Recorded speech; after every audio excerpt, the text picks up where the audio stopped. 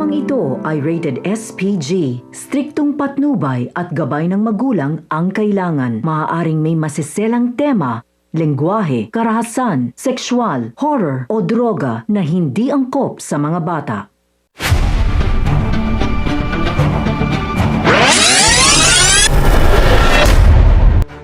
Mga kapamilya, nagsisisi na nga si Mokang dahil sa ginawa niyang pagpapakasal kay Ramon dahil sa unti-unti niya na ngang nakikita ang tunay na kulay nito.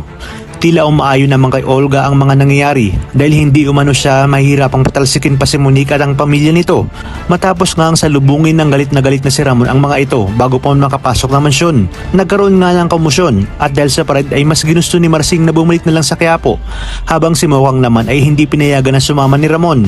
Agad namang dumaan sa likod ng mansyon si David nang makita niyang papasok na si Mokang ng mansyon kasama si Ramon. Dumako naman tayo sa mga kaibigan ni Tanggol at tila naiipit ngayon sa sitwasyon dahil talagang pinapaamin sila ni Chief Espinas at Balatukan na pumuga daw itong si Tanggol. Ngunit ayon kay Enteng ay hindi magagawa ni Tanggol yun at kilala nila na may isang salita ang kanilang kaibigan. Giniit pa ni Enteng na baka nagpalamig lang umano si Tanggol dahil sa hinahabol nga ito ng kapulisan. Wala pa rin ngang tiwala si Mang Celso kay Tanggol kahit nangangamba siya sa kalagayan ng kanyang apo na si Bubbles dahil baka nahuli na ito ng kapulisan o baka tuluyang pumuga si Tanggol at dinamay pa nga ang kanyang apo.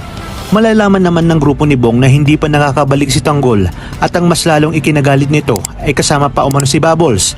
Gayunpaman, sinabi ni Bong na tamang pagkakataon umano ito para resbakan ang mga batang Quiapo lalo pat wala ang kanilang leader na si Tanggol. Habang si Balatukan naman ay hindi na alam ang maisasagot kay Olga matapos ngang sabihin ni Olga na kailangan niya nang tapusin si Tanggol upang wala na ngang maging hadlang pa sa pagkamkam ni Olga sa kayamanan ng mga Montenegro. Wala namang kaalam-alam si Olga na may nilulutong plano si David laban sa kanya. May kasabihan nga tayo na ang tuso ay hindi magpapalamang sa kapwa niya tuso.